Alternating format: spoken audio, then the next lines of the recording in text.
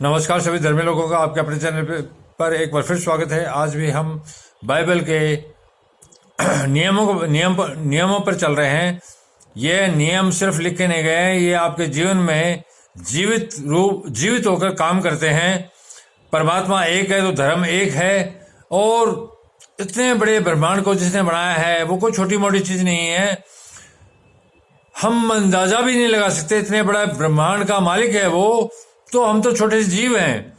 और लोग इस बात को नहीं समझते हैं, और जो नए समझ के पापाचार के मार्ग में अर्थात शैतान के रास्ते पर चले जाते हैं, उनके लिए उनके विरुद्ध परमात्मा मुकदमा भी दर्ज करता है और फैसला भी वो करता है। वहां कोई आर्गुमेंट नहीं होती, वहां सिर्फ फैसला होता है। जब आपके पाप इतने बढ़ जाते हैं तो वो एक वक्त तक तो आपको मौका देता है, लेकिन आप सोचो कि इसमें कुछ नहीं हुआ, आगे भी कुछ नहीं होगा, ऐसा नहीं है। जब वो अपना मुकदमे का फैसला करता है तो जमीन भी फट जाती है, आसमान भी फट जाता है। ऐसा संसार के अलग अलग जगह पर हुआ है। आप लोगों को पता है, कोरोना काल में देखा होगा आपने, और कोरोना काल से पहले भी कहीं ज्वालामुखी फट रहे हैं, कहीं कुछ समुद्र में तूफान आ रहा है, कहीं बेमौसम में बारिश हो रही है, लोग बह रहे हैं। तो ये सब तबाही जो है वो पापाचार के कारण होती है। कहीं युद्ध हो रहे हैं, कहीं बिना मतलब लोग मारे जा रहे हैं, दुनिया भर की बीमारियां आ गई है। ये सब पापाचार के कारण हो रहा है, और वो अलग अलग पाप के अलग अलग दंड देता है। इसमें समझने की बात है, बाइबल क्या कहती है इस पर। अपने लोगों के विरुद्ध परमेश्वर का मुकदमा।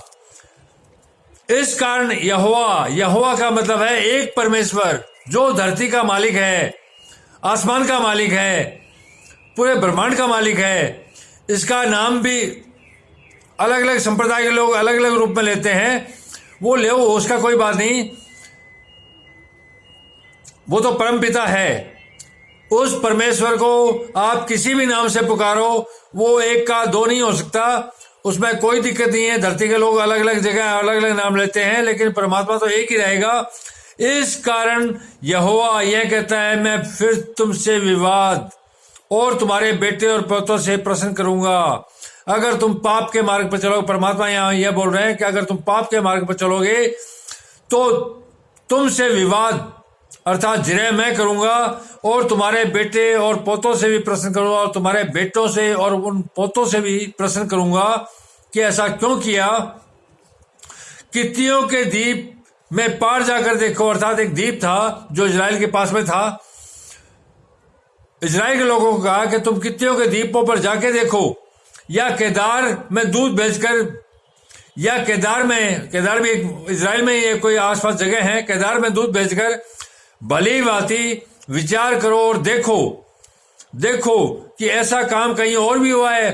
अरे आंख खोल के देखो, संसार में जो तुम पाप कर रहे हो, क्या दूसरी जगह लोग कर रहे हैं? नहीं कर रहे हैं सारी जगह। ऐसा क्यों हो रहा है? क्योंकि वो परमात्मा को और उसकी ताकत को जानते हैं। क्या किसी जाति ने अपने देवताओं को बदल दिया? क्या किसी अन्य जाति ने, जिस प्रकार हम लोगों ने अपने देवताओं को बदल दिया, आज ये मान लिया, कल इसको मान लिया, परसों किसी और को मान लिया, क्या कोई अन्य जातियां अपने देवताओं को बदल रही है? क्या बाइबल में या चर्चों में कोई देवताओं को या उनको पूजा जा रहा है? नहीं, सिर्फ एकमात्र यहोवा को पूजा जा रहा है। और मस्जिद में भी रब्बुल आलमीन का नाम लेके परमेश्वर को एक कोई पूजा जा रहा है। एक परमात्मा के अलावा कोई शक्ति को नहीं मानते, वही सत्य है। और क्या किसी जाति ने अपने देवताओं को बदल दिया? जो परमेश्वर भी नहीं है, जिनके पास कुछ है भी नहीं, आज किसी को पूज रहे हैं, आज किसी को पूज रहे हैं, वो मतलब है यहां पर।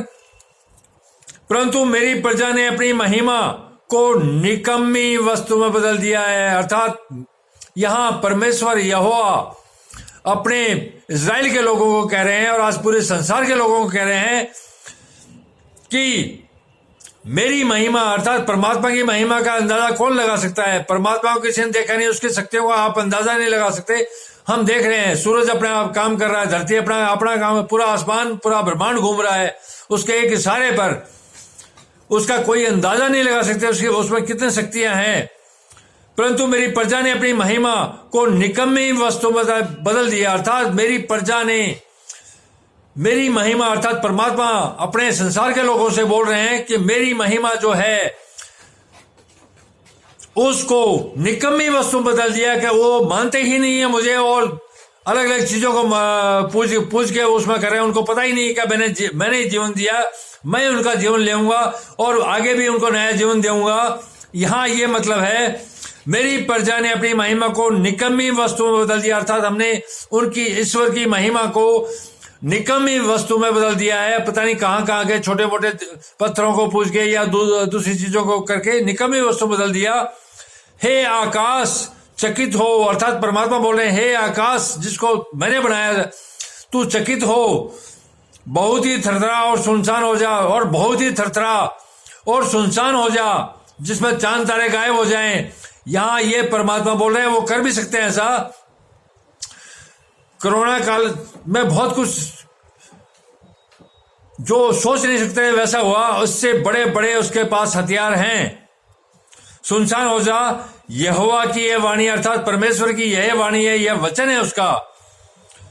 क्योंकि मेरी प्रजा ने दो बुराइयां की है, क्योंकि मेरी प्रजा ने जिनको मैंने पवित्र तरीके से पवित्र काम करने के लिए बना के धरती पर भेजा, उन्होंने दो बुराइयां की। पूरे संसार के लोगों पर आज लागू होती है। आज परमात्मा को हमारे साथ शिकायत है कि हमने दो बुराइयां की है और इन बुराइयों में सुधार नहीं किया, तो वो हमारे विरुद्ध मुकदमा दर्ज करेगा और उसका फैसला करेगा, जिसके जिम्मेदार हम होंगे।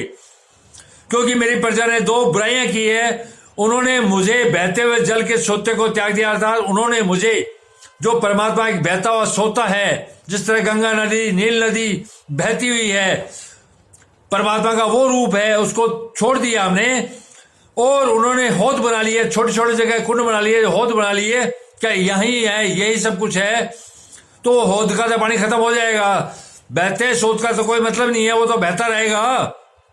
हौद बना लिए, वरन ऐसे हौद जो टूट गए हैं, वरन हौद भी नहीं, ऐसे हौद जिनमें सुराख हो गए हैं, तो पानी जो थोड़ा बहुत है वो भी खत्म हो जाएगा। यहां ये मतलब है कि हमने छोटे छोटे देवताओं को अपने हिसाब से बना लिया, अपनी मूर्तियां गढ़ ली और उन पर चल रहे हैं, उनसे मांग रहे हैं। देव परमात्मा रहा है और उनको देवताओं को धन्यवाद दे रहे हैं। इसका यहां मतलब ये है।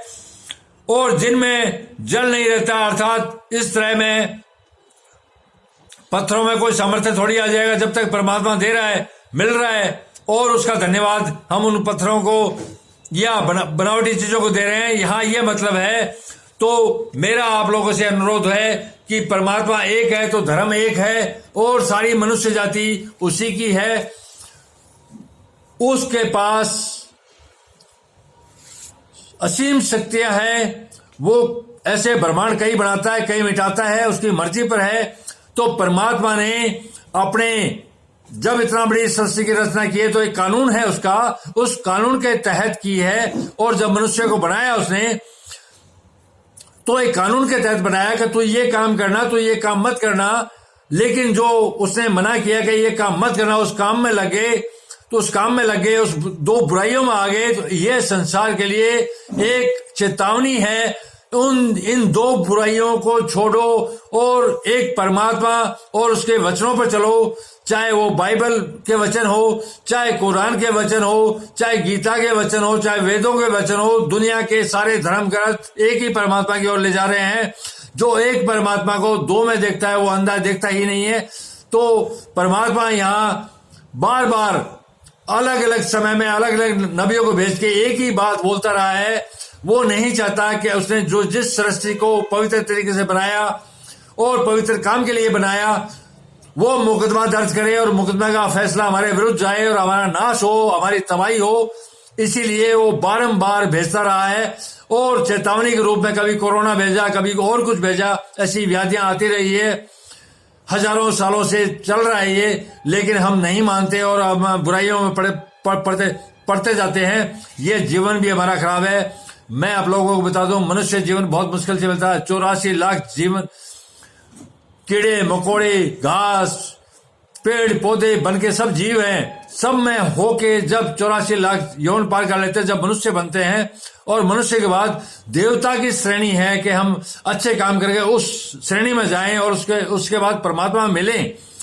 हम तो नीचे जा रहे हैं वापस से अधोगति में, कि वापस से कीड़े मकोड़े और 84 लाख जीवन में घूमते रहे इसी तरह से। तो ये आप लोगों को सोचना है कि आप लोगों को ये दो बुराइयां करनी है, ये दो बुराइयों से हटना है।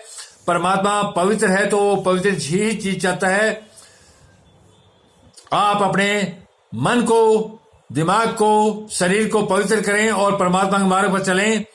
परमात्मा में वो असीम शक्तियां हैं, उसमें वो अनुग्रह करके आपको धरती पर सब कुछ देगा और आने वाले जीवन के अंदर भी सब कुछ देगा और सर्व के अधिकारी बनोगे। यहां इस वचन में, पवित्र बाइबल के महान वचन में यही वचन है। ये सिर्फ लिखे नहीं गए हैं, आपके जीवन में काम करते हैं।